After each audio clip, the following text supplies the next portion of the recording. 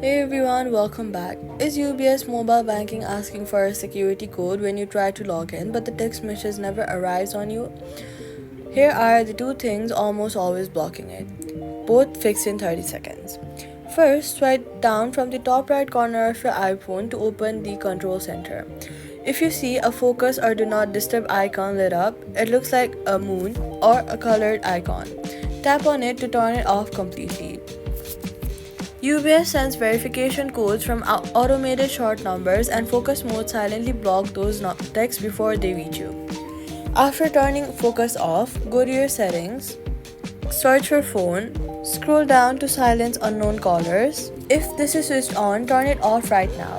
UBS verification codes come from automated bank numbers that your iPhone classifies as unknown callers and filters out. Now, go back to the UBS login screen and then tap Resend Code or Send again. Wait for 60 seconds. If the text still does not arrive, look for an option to receive the code by voice call instead. UBS supports verification by call as well as by SMS.